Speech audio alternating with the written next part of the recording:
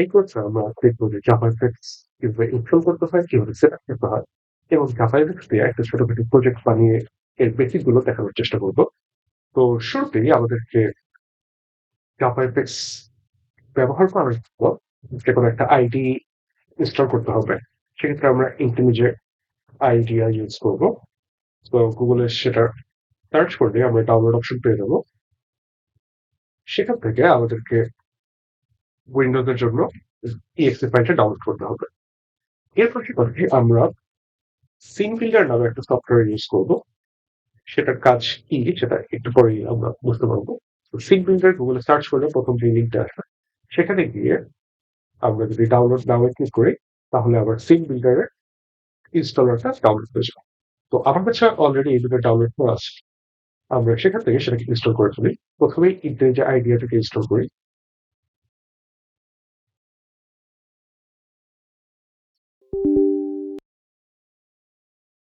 Next আমার ইন্টেলিজে idea use করার জন্য ইনস্টল করার জন্য অলমোস্ট 4 জিবি জায়গা ফ্রি লাগবে। সো এটা যদি আবার সি ড্রাইভে খালি থাকে তাহলে সি ড্রাইভে করবো, নাহলে অন্য কোনো ড্রাইভে করবো। এরপর অ্যাসোসিয়েশনে আমরা সবগুলো সিলেক্ট করে দিচ্ছি। এর ফলে আমরা হচ্ছে এই এক্সটেনশনের ফাইলগুলোকে আমরা হচ্ছে ইন্ডিভিজুয়ালি দিয়ে ওপেন করতে পারবো। এরপর add open folder as project এবং add pin folder to path, এই দুটা সিলেক্ট করে দেওয়া উচিত। ওকে, এরপর আমরা স্টার্ট করি শর্টকাট। ওকে, সমস্যা নেই, ইনস্টল দিয়ে দিই।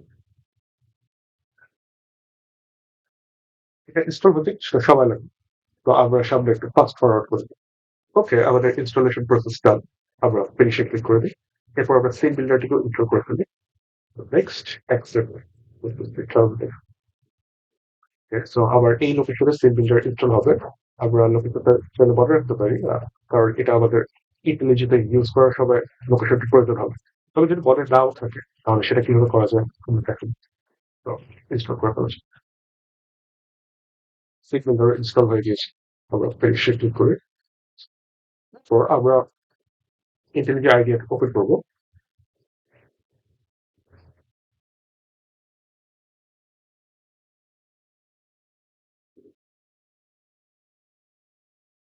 আমরা যদি এখানে প্লাগইনে যাই, এরপর আমরা সার্চ করবো জাভা এফএক্স। তো জাভা এফএক্স প্লাগইনটা তো দেখা যাচ্ছে আবার এটা হচ্ছে প্রিমিয়াম প্লাগইন, তো এটার জন্য সাবস্ক্রিপশন লাগবে। আমরা সাবস্ক্রিপশন পাওয়ার জন্য JetBrains এর ওয়েবসাইটে লগ ইন করতে হবে। এখানে আমরা হচ্ছে আমাদের এডুকেশনাল যে মেইলটা আছে সেটা দিয়ে লগ ইন করবো।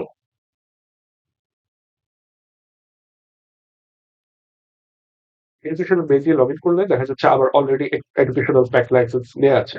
যদি হচ্ছে কারো নেওয়া না থাকে তাহলে JetBrains এর এডুকেশন অপশনে গিয়ে ফ্রি লাইসেন্স ফর স্টুডেন্টস এখানে গিয়ে রিকোয়েস্ট করতে হবে।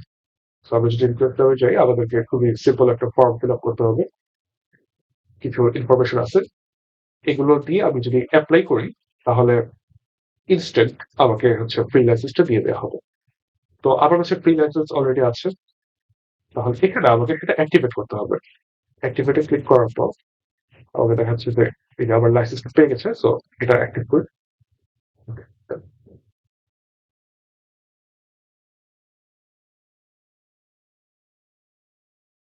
তো জাভা এফেক্ট আমার এখানে চলে আসছে, কিন্তু এই পেজটা রিফ্রেশ না হয় এটা এখানে দেখাচ্ছে। তো আমি যদি আইডিয়া ক্লোজ করে আবার ওপেন করি,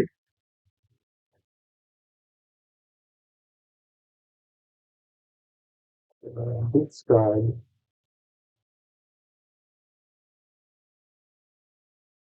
আমার কিন্তু জাভা এফেক্টস প্লাগইন এনেবল হয়ে গেছে।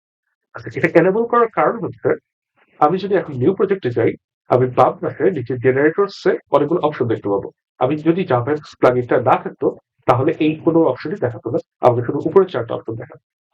এখানে থেকে আবার জাভা এফএক্স সিলেক্ট করতে হবে, আবার প্রজেক্টের একটা নাম দিতে হবে। তো আমরা প্রজেক্টের নাম দিচ্ছি টিকট্যাকটো, কারণ আমরা একটা টিকট্যাকটো গেম বিল্ড করবো। ওকে, আবার প্রজেক্টের লোকেশন সিলেক্ট করতে হবে, একটা লোকেশন সিলেক্ট করে দিই। ল্যাঙ্গুয়েজ জাভা রাখতে হবে। যদি আমরা গিটহাব ইউজ করতে যাই, গিট রিপোজিটরি বানাতে চাই, তাহলে এটা চেকবক্সে টিক দিয়ে দিতে হবে। আমি আপাতত বিট সিস্টেমে আমরা গ্রেডল সিলেক্ট করব। বিট সিস্টেমটা হচ্ছে আবার প্রজেক্টের জন্য যেসব লাইব্রেরির প্রয়োজন, প্যাকেজ, লাইব্রেরি, ডিপেন্ডেন্সি, এই সব কিছু হ্যান্ডেল করবে এবং আবার প্রজেক্টটা হচ্ছে এক্সপোর্ট করার জন্য যা যা জিনিস দরকার সেগুলো হ্যান্ডেল করবে। সো এখানে আমরা গ্রেডল সিলেক্ট করার কারণ হচ্ছে গ্রেডলে ফ্লেক্সিবিলিটি একটু বেশি।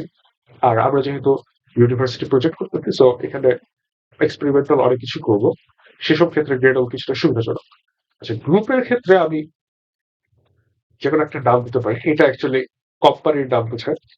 তো আপাতত আমরা দিয়ে রাখলাম বই। আর্টিফ্যাক্ট হচ্ছে আমার অ্যাপ্লিকেশনের। এখন ইম্পর্টেন্ট জিনিস হচ্ছে জেডিকে।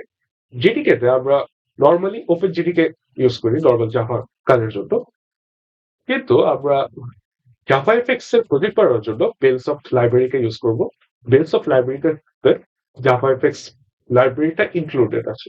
আর ওপেন জেডিকে হচ্ছে সম্ভবত 17 ভার্সন থেকে জাভা এফএক্স লাইব্রেরি ইনক্লুড করে না জেডিকে। এখন বেলসফট লাইব্রেরিকার আবার অনেকগুলো ভার্সন আছে, আমরা 21 ভার্সনটা ইউজ করব।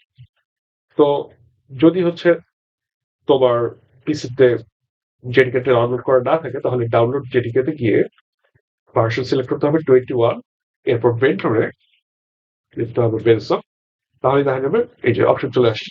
তো এখানে যেটা স্কুল সেইটা আমরা হচ্ছে সিলেক্ট করবো, সিলেক্ট করে হচ্ছে প্রজেক্ট ক্রিয়েট করবো, তাহলে জেডিকেটা অটোমেটিক ডাউনলোড হবে। কিন্তু আবার এখানে অলরেডি ডাউনলোড করা আছে, তাহলে আমি সেটাকে ডিস্ক থেকে অ্যাড করি। অ্যাড করতে গেলে আবার সি ইউজার নেম, এখানে ডট জেডিকে নামে একটা হিডেন ফোল্ডার থাকবে, এখান থেকে আমি আবার জেডিকে সিলেক্ট করব। ওকে, নেক্সট গিয়ে আবার এখানে কিছু এক্সটার্নাল লাইব্রেরি আছে। তো আপাতত আমরা সবগুলো দিচ্ছি, এফএক্সডিএল তে দিচ্ছি না, এফএক্সডিএল অ্যাকচুয়ালি গেম ডেভেলপমেন্টের কাজে লাগে। আমরা যেহেতু গেম ডেভেলপ করবো না, ওটা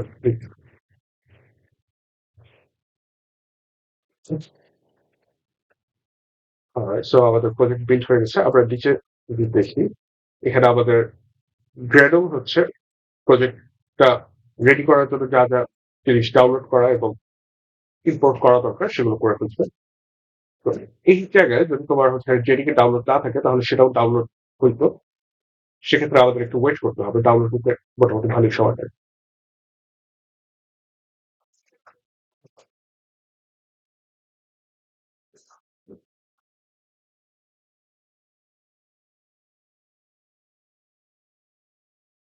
সো আমাদের প্রজেক্ট রেডি হয়ে গেছে।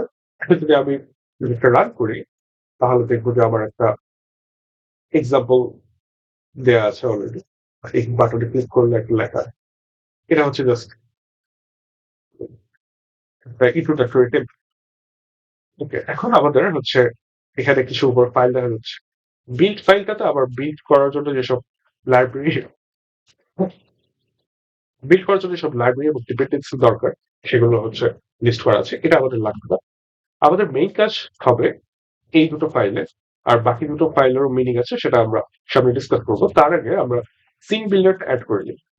তো এইখানে আমি যদি এফএক্সএমএল যে ফাইলটা আছে সেটার উপর রাইট ক্লিক করি, তাহলে নিচে দেখবো অপশন আসবে ওপেন ইন সিন বিল্ডার। তো ফার্স্ট টাইম এখানে আবার সিন বিল্ডারের লোকেশন জানতে চাইবে। তো আমাদের সিন বিল্ডারটা যেই জায়গায় ইনস্টল করা হয়েছিল, যদি সেখানে যাই,